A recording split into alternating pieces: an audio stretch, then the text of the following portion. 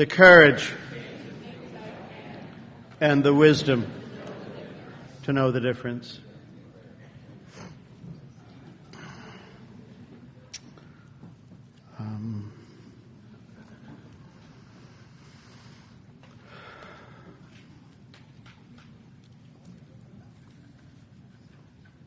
The traditions develop over time, you know, and they develop because we don't get along. Human beings are cranky and difficult, and the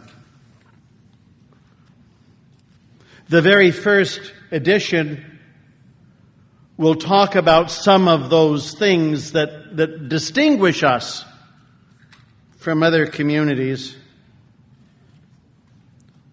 Roman numeral 13, we're not an organization in the conventional sense of the word. There are no fees or dues whatsoever. The only requirement for membership is an honest desire to stop drinking.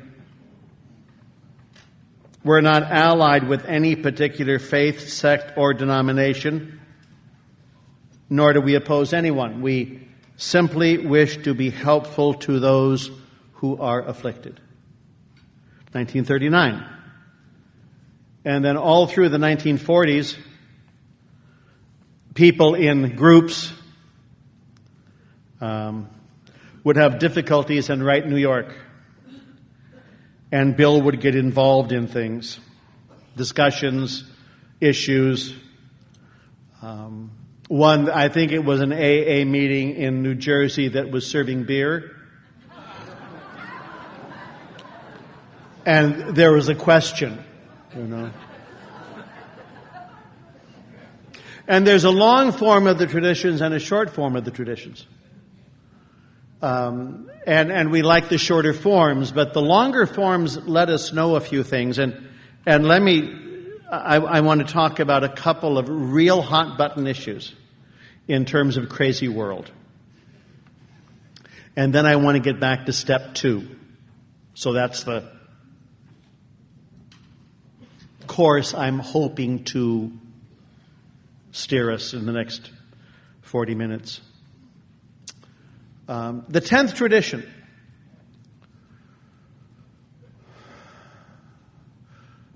We have to be very careful about our primary purpose, which is helping the alcoholic who suffers, or the family members who have been machine gunned. Issues of politics, alcohol reform, and religion need to stay out of the story. Because we don't agree on any of those things. I was up in Seattle a couple years ago in AA gathering, and there was a lady in a wheelchair who wanted to wear a hat announcing her allegiance. And she came, I have to talk to you, she said. I said, what? She said, my friends tell me I shouldn't wear this hat. And I said, well, you're going to a meeting, right? That's right. Then you shouldn't wear that hat. Because half of the people will want you dead before they even know your name. So why would you do that? Well, because you're a crazy person. And I've learned, I've thought, I could say a few things that I thought were innocuous about politics, alcohol reform, or religion. And people, someone's gonna have their nose put out of joint. Is that a phrase? Upset. And so we want to watch that. The best example I know of this, in the 80s, I was working in Scandinavia for the summer. I have Swedish connections, and I was working in Stockholm, and that's one of my favorite places. But a friend of mine who was sober came over, and we wanted to go into Eastern Europe. And there were some Polish people who came to an AA meeting in Stockholm. And they have a little English and a dictionary. And we were at meetings, and we talked, and we told them we were going to Poland, and this guy said, sensational, I'll let people know. And this was before email, so letters were sent back and forth. And he needed our schedule and when we were showing up, and then people would meet us. We got off the train in Krakow, and there were 2 people waiting to see us. He was sober like 9 minutes, and his very worried wife was there, and we spent the day with them. We got off the train in Warsaw, and there were 6 men with an English-Polish dictionary looking for 2 sober Americans. We had a great time. The hospitality of the Polish people, the love of the program, it was a wonderful connection. And we got to stay with people. They put us up in their homes. We stayed with a guy named Adam. His wife called him Adash, which is the more informal form, I guess. And he was a beer salesman. And he was a sober guy. And he had been a member of the Solidarity Union. You young people can Google the Solidarity Union, but there was a lot of worker excitement late 70s, early 80s in Poland. And the military government was running everything when we were there. General Jaruzelski, I think was the name. And a lot of Solidarity leaders were arrested and put in prison. And the fellow we were staying with spent some time in prison. 2 little boys. And there we were. And so we're talking, and there was translators, and there were people who were helping us in so many ways. A Polish guy gets sober somewhere here in the West. And he writes a letter home about getting sober and everything, and people get very excited, and they start translating literature. And he wrote an article for a national magazine, which was for members of the Communist Party.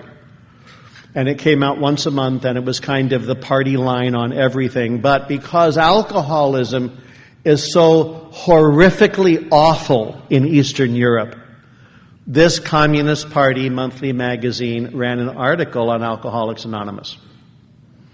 And they talked about fellowship, and they talked about the 12 steps, and they talked about the higher power, and they talked about all these things to help people get well. And they had tiny little AA groups in Warsaw and Poznan. Those are the 2 places we visited.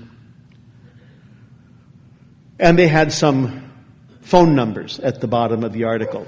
Now, it was a communist country, and it was a police state. And so there are no anonymous organizations.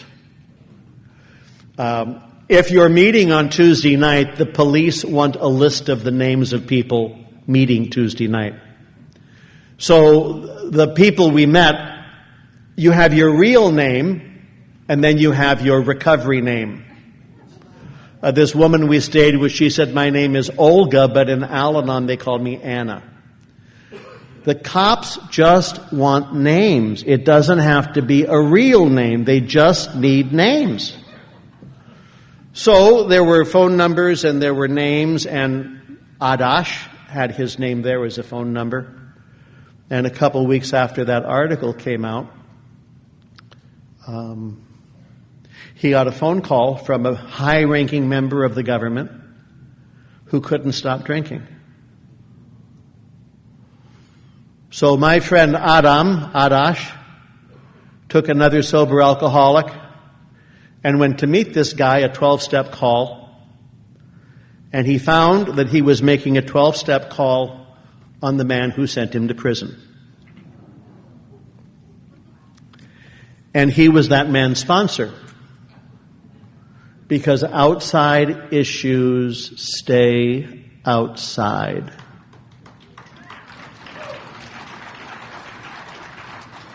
I need to remember that when I'm dealing with some people, because I think they're idiots. But I need outside issues stay outside. Religious stuff too. People love you or hate you, or they're members or they're not members, or there's baggage, or, but that has to get sorted out. But it's not an AA topic. I don't like hearing churches bashed at meetings. I don't like people trying to convert anybody at a meeting.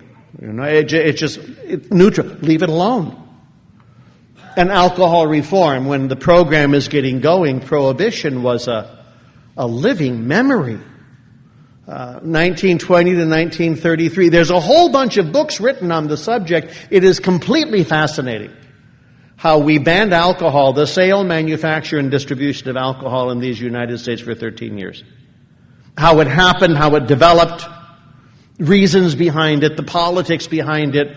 Completely fascinating. And for years, the election issue, the hot button issue was, are you a wet or a dry?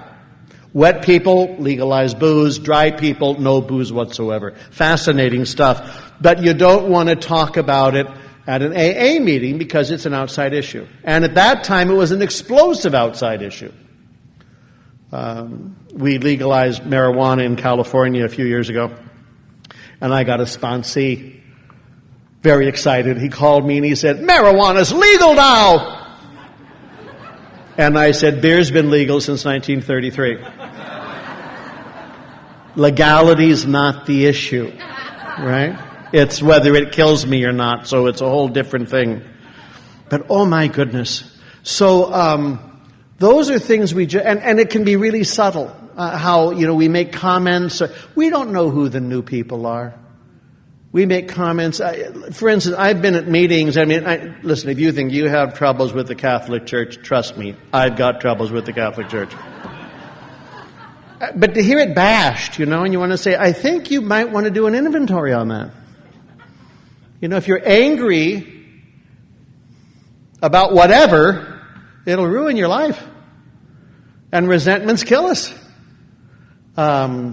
You might need to do some work. Just suggesting. I led a retreat once in Northern California, and men's retreat, and we held hands at the end of the thing. And a guy came to see me that next morning, and he was from Europe. He was a small child at the end of the Second War. And Europe was just blown to pieces by the war. Just blown to pieces. I remember watching television in the 1950s with ads for us to send money to war-torn Europe. Just this blasted. Well, this guy, his family was not able to do anything. He was put in orphanages. And if someone can be vulnerable, there are people who take advantage. If you're vulnerable because of disability or age or youth, people will take advantage. And he was terribly molested by the priests and brothers that ran that orphanage. Scandal, awful, shame, oversight, punishment. You need something there. Anyway, so he came in to see me the next morning, and he told me his background story, and he said, and so when I was 17 years old, there in Holland, I swore I'd kill the next priest that touched me. And that was you last night. And he burst into tears. Now, needless to say, there was some work that needed to be done there to let go of deep scars and wounds and rage.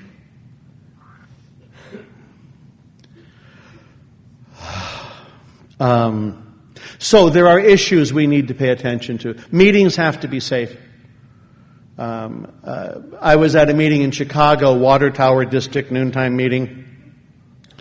And as we were starting the meeting, this guy read from a 3x5 card, and he said, "This is a closed meeting of Alcoholics Anonymous.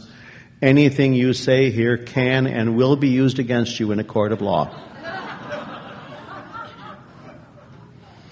Because someone, a couple years earlier, speculated, had a vague recollection that maybe perhaps they were involved in a murder. Oh, I'm not quite sure. And someone told the police, and the police did something, and he was. And his defense was, but I said it at an AA. That's for your sponsor to work out. Some things aren't for group discussion. Like, I'd like the group to discuss my medical history. Don't do that at a meeting. It's very bad. Lots of people will practice medicine without a license. I've done it myself, and it's bad. Don't do that. So watching those things, I need to be welcoming, and we focus on our recovery, and we focus on the common welfare. And if you're an addict or an alcoholic, you've never thought about the common welfare for 5 seconds in your whole life. The common welfare is, I get my way now. But the fact is, if the common welfare is to be considered, it means at some time almost everybody's going to be inconvenienced. And if you want to read about the common welfare, read Confucius. Read Thomas Jefferson, read Plato. People have been talking about this for quite some time. And the common welfare is that we all get included in this thing. So, 10th tradition, it's really, really important. And another one, and this is tradition 6. Problems of money, property, and authority may easily divert us from our primary spiritual aim. And then it talks about that in corporation and things and hospitals and stuff. Tradition 7, being self-supporting, and it talks about paying your bills and don't put billions of dollars in the bank, and you're not a business, and don't do that. Prudent reserve is a really good idea. And then tradition 7 ends with the phrasing, experience has often warned us that nothing can so surely destroy our spiritual heritage as futile disputes over property, money, and authority. 6 opens with it, and 7 closes with it. And just to say, what makes people crazy? Money, property, authority. What do wars get started over? Money, property, authority. So these are things we need to be very heads up on, and I would suggest on all of those things, transparency. You don't want secrets. Secrets kill us. And if your group is collecting money, people need to know how much is there and how it's distributed and who's in charge. There's a tradition, there's a long-standing AA tradition. Bill W. even talks about it. Somebody who was treasurer for a group ran off with the funds. Well, of course, that happens all the time. So relax. We don't drink over this. I was with a group. I'm going to make this very anonymous. And the group was tense. It was on a retreat. The group was very tense, and I didn't know. Things had happened in this small town. And a certain guy had he ran central office for 5 years, 6 years, 7 years, and he was stealing. And he stole about $30,000 over several years. And then they finally had an audit, and they discovered all this money was gone. Heads exploded, fingers were pointed, fistfights in parking lots. And he got fired. Yes. And then, but he was on the retreat. And he said that he can't go to AA anymore. He's going to NA and a few other groups, and he's staying sober. And I saw him a few years later, and he had paid back all that money because he had to if he was going to stay alive. But when they announced, I love that this is so alcoholic. When they announced $30,000 had been missing, his response was, if you had been paying better attention, this never would have happened. What I love about that, of course, is it's not my fault. That's what he's basically, it's not my fault. But money stuff makes us crazy. And authority, who's in charge. And it's really helpful for the common welfare to rotate leadership. The rotating leadership, we're very serious in one of my meetings. I don't know if you have some cranky people at your meetings, but I have a couple of heroically cranky people at my meetings. And there's a procedure to be followed, and if the procedure is not followed, there's trouble. And so that's good because it helps us do the procedure. But in terms of rotation, well, no one else wants to be the grapevine rep. I'll do it for another 6 months. And the cranky one says, no, you won't. We rotate.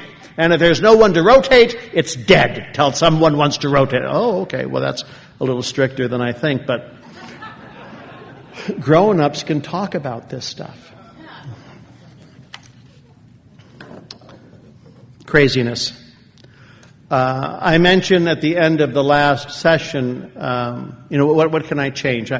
So the things I cannot change, the past, the truth, you. What can I change?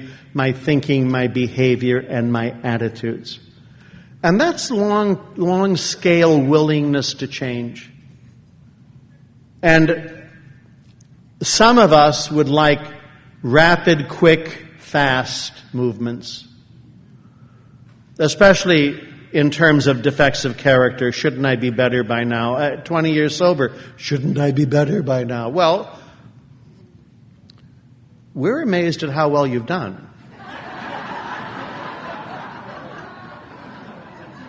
And it's helpful to remember in terms of tolerance and patience, slow is real. For some of us, it's really slow. Here are some things that make us crazy. This is from the big book. It's one of the stories in the back, and I like the stories in the back. It's the story of one of the first guys from Chicago who gets sober. And what we're aware of is if you get a horse thief sober, you have a sober horse thief, right?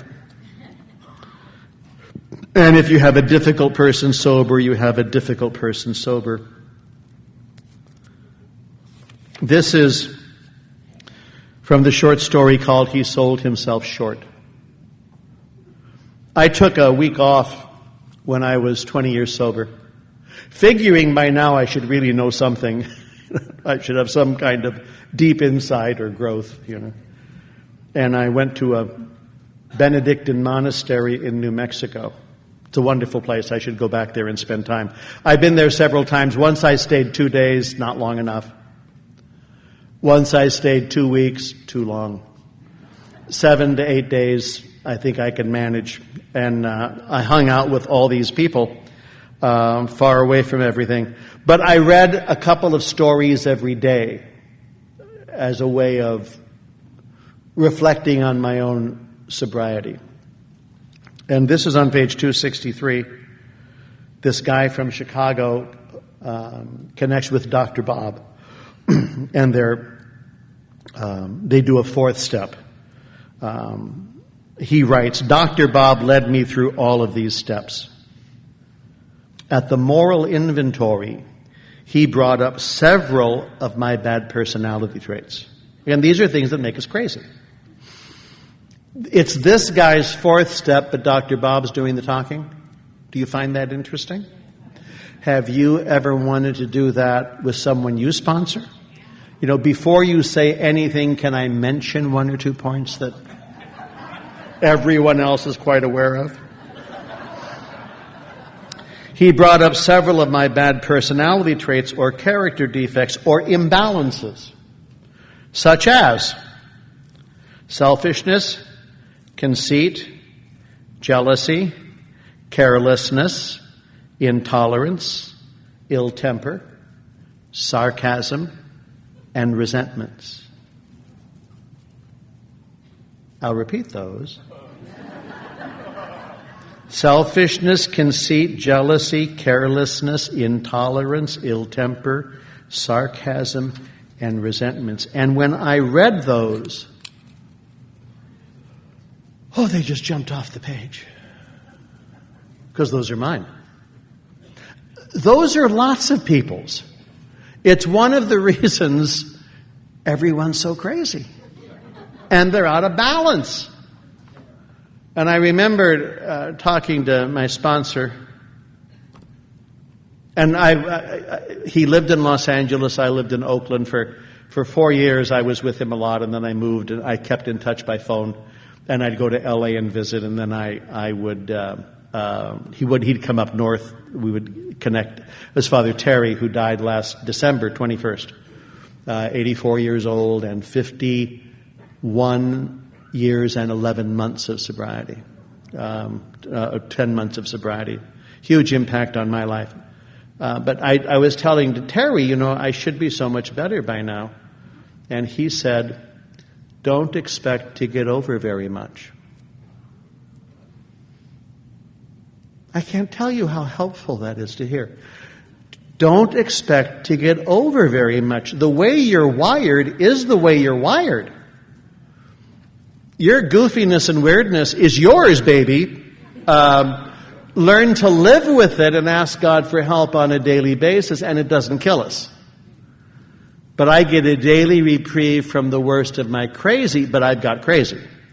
So does everybody else. So when I see lots of people with violence and screaming and guns and shout, that's me. I get a daily reprieve.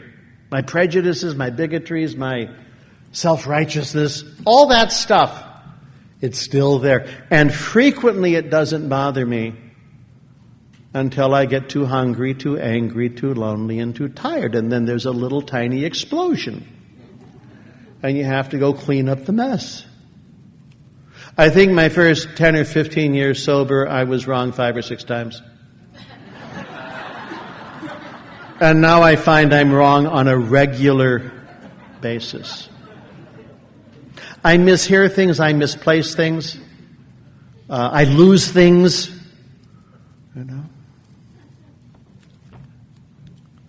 Craziness, crazy people. The second step talks about being restored to sanity. And I'm a daily drinker, and I'm a drunk driver. I love sedation. I don't like stimulation. I mean, that hot, you can't trust that. But if you're down, you can stay down for a long period of time. More reliable. So I like that. And I get sober, and I start waking up. I start coming out of the fog. Things start de-icing, defrosting. Rumi, the poet, says, I always wake up empty and afraid. And there was a lot of that going on. Feeling empty, feeling useless, feeling like I've wasted so much time and energy, and a zillion kinds of fear. And I still get afraid about stuff. I mean, well, you cannot have fear and faith. Oh, yes, you can. Lots of us do. Relax. Maybe you don't have enough imagination to have fear and faith at the same time, but a lot of us surely do. I was at a meeting in Los Angeles. I'm going to probably mention this again Monday night, but I get angry. Again, surrounded by fools, you just get angry. What's wrong with you people, And I mentioned I still get angry, and one of the people in the group said, well, if you were really spiritual, you'd never get angry.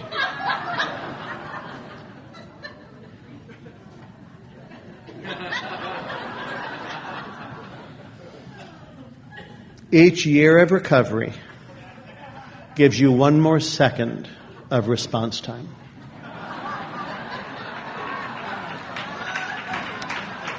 That's the biggest difference between 10 years and 15 years. It's that 5 seconds that can save your life. Or marriage, if you're involved. Keep your mouth shut. So, that's just so stupid, I think. Anyway, I didn't say that. Instead, I said to this person, that's very helpful. Which is sarcasm, just so you know. But I do get angry, and I'm an older person. I'm I'm less able to keep some things down. My filter isn't as strong as it used to be. And I, with my particular wiring, if you frighten me, I get mad right away. So I don't always notice that I was frightened. I just noticed I'm mad. And I don't have to be shaking to be mad. We're Northern Europeans. My oldest brother married into an Italian family, and we were shocked at what they called normal conversation. They yelled and threw things and hugged each other. I mean, that's just wrong. We didn't do that. We were very polite and quiet, and we would get you another cup of coffee hoping you'd choke on it, but we didn't yell or hug.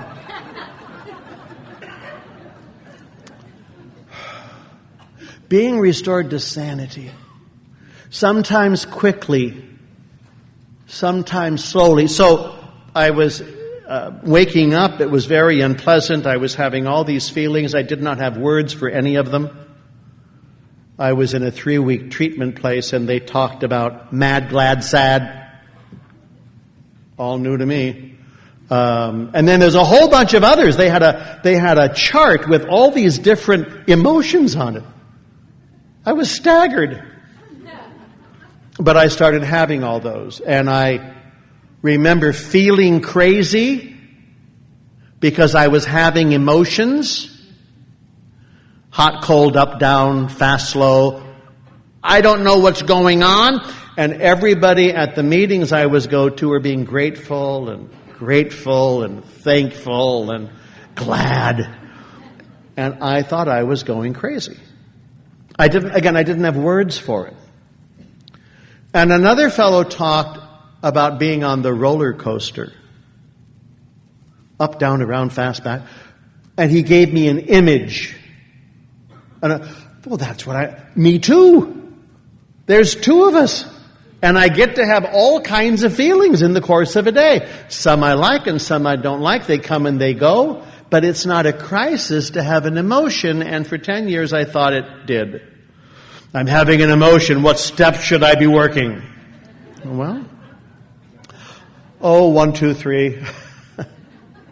1, disaster, chaos, hopeless, doomed. Step 2, a power greater than ourselves can restore us to sanity. I don't think the second step is where we become philosophically or theologically sophisticated. There's a power greater than ourselves. Plug into it. Where do you make the connection? Go there. Well, at meetings, go there. Pacific Ocean, go there. The desert, go there. So I saw a therapist named Leonard, and after I saw him for a few weeks, I asked him if he thought I was normal.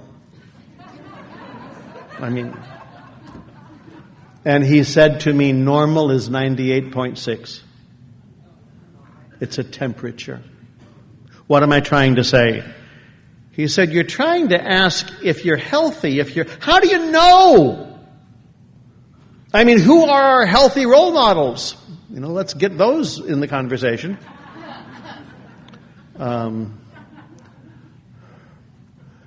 I'm going to not mention any of the things I just thought about because it would be very controversial and I'd lose 2/3 of the audience.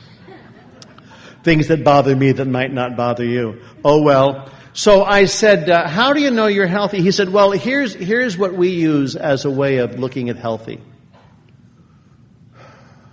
People who are healthy, not crazy, not damaged, not vicious, not sociopaths. People who are healthy can do 3 kinds of things.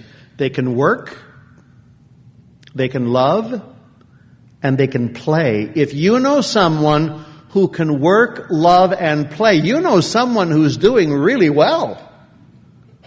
And what alcoholism does, what crazy, untreated Al-Anon stuff does, it just shatters our ability to do any of the things. We only work, I work 18 hours a day. That's because no one yells at me at work. And as a lot of males, if you don't lose a day's work, you're not an alcoholic. My work is important. But I was a teacher, and drinking impaired my classroom performance. I showed up hungover. I showed up ill-prepared. It was very unreliable. Work. Can you start a project, stick with the project, finish the project, clean up after the project? If you can do that, you're a worker. And this doesn't mean it's a salaried job. I mean, people putting on a convention like this, showing up, participating, and then clean. All those things, it's working. And to be able to work is one of the signs of a healthy person. Can you do projects? Do you have interests? Do you have hobbies? Working. Loving.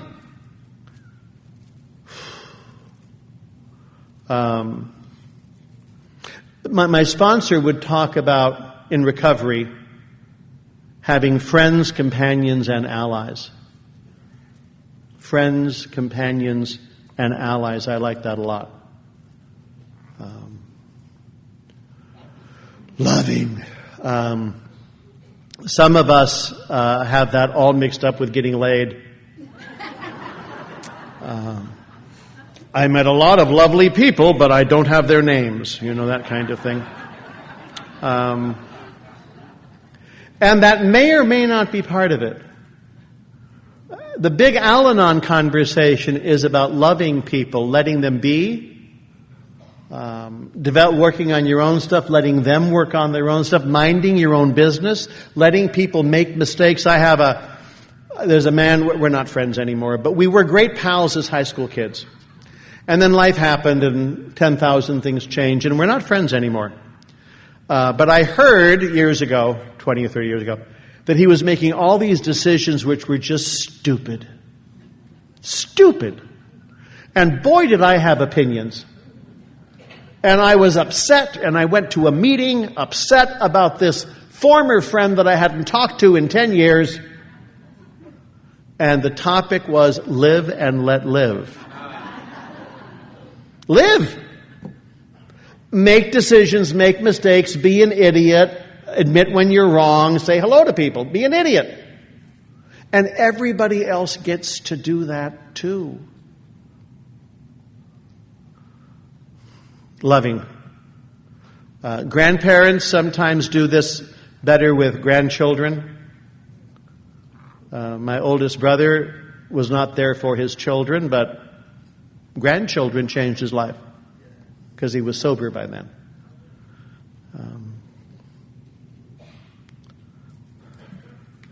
Play. Can you enjoy things? Can you take delight in things? Can you have a good time for under $70,000, Can you take delight in food or company or music or the beach or a baseball game? Are there things that give you pleasure? I was afraid that if I relaxed, I'd get drunk again. Boy, was I tight. And Leonard said, what do you do for fun? I go to meetings. He said, that's really wonderful, but what do you do for fun? Oh, we laugh at meetings. Ha, ha, ha. And he said, if you don't learn how to enjoy being alive, you're not going to stay sober. So this became, this was a years-long project. How do you find out what you like to do? Well, look around, see what people do, try some of it. Go to the ocean. Go to the beach. Go to a ball game. Go bowling. Go hear live music. Learn to play music yourself. Learn these things, and you'll find out that some is wonderful and some isn't wonderful. Like it's the holidays. 10,000 obligations and expectations. And some of us, we have chaotic stuff there. I told one of my sponsees, if Thanksgiving freaks you out, treat it like Thursday. I'm dreading Christmas. It's Monday. And we will have the Oakland Old Timers meeting at noon that day, where it will be open. First month's recovery. Is AA open New Year's Eve? Oh, really? Yes. Oh, yes. Here we are. Connect with us. We like you. So I was a couple years sober, and I was living in Los Angeles, which is a completely different universe from where I got sober.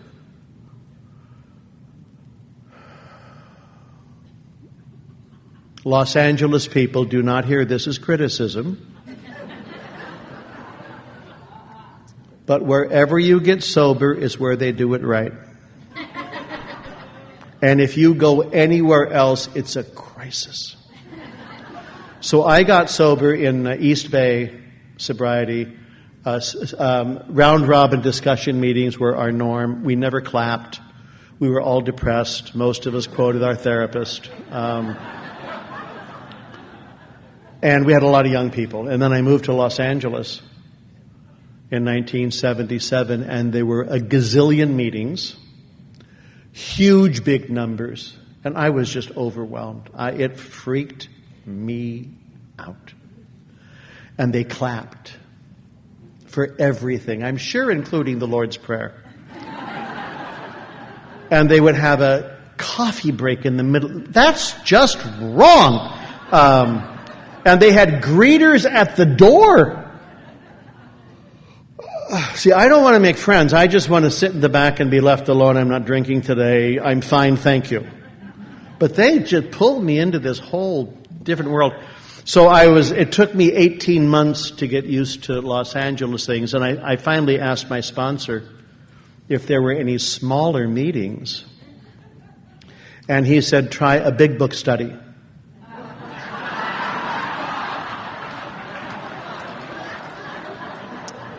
They are always small.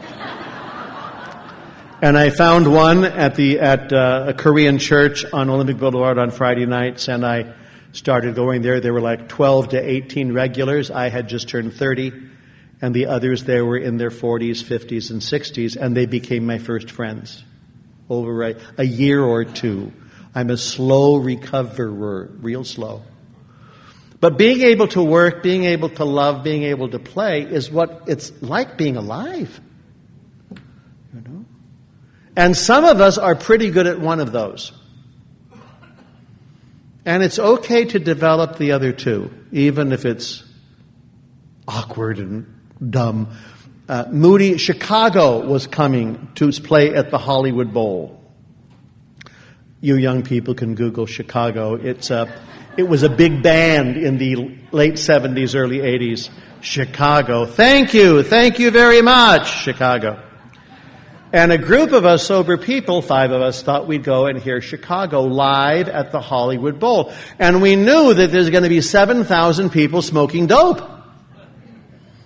But there we were, and we all sat there holding our breaths a lot. It was a wonderful evening. It was 40 plus years. I remember that evening we were trying to learn how to play, how to do something that's cultural and fun and not at all what we normally would do. So I just want to give you all permission to try odd things. Once a year, the Wednesday before Thanksgiving, we'd go to the San Francisco Opera and see a San Francisco opera. I'm not an opera person, none of us were.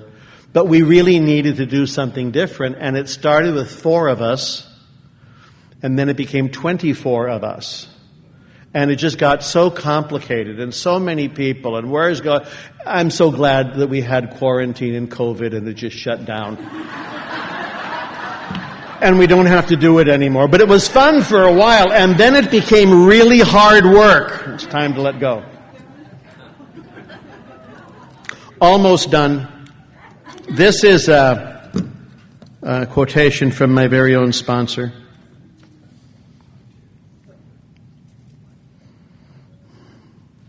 He said on one occasion, "Some of us have a deeply misguided desire to be saved through excellence. We want to be spontaneous yet profound, highly intelligent yet down to earth, well-balanced yet passionate, dignified but self-deprecating. We want to be physically fit, good-looking, calm in the face of tragedy, suave in the face of heartbreak, and to have really, really good skin." Through the mystery of being broken open by our fellow alcoholics and addicts, we forget about all that. We become what we really wanted to be all along. We become human beings. We realize that the real point of sobriety is to get in good enough shape to help another alcoholic. That's not bad.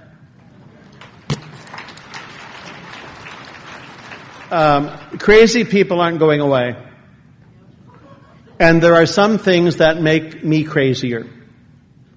And I want to be aware of them and do less of them. I want to watch what I watch on television. I want to watch what I pay attention to on social media.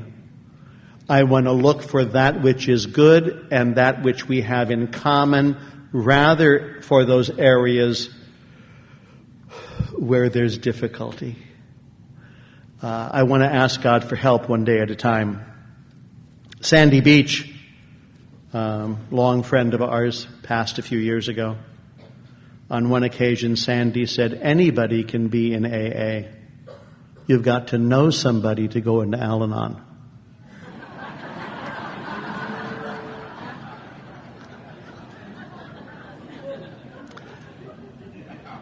So think about that.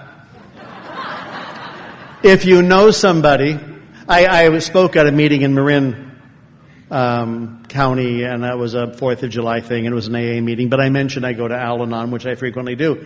And in some AA meetings, that's not approved. This was one of those meetings, and they've never asked me back, which is fine. One less bridge to cross. I have a little bridge anxiety.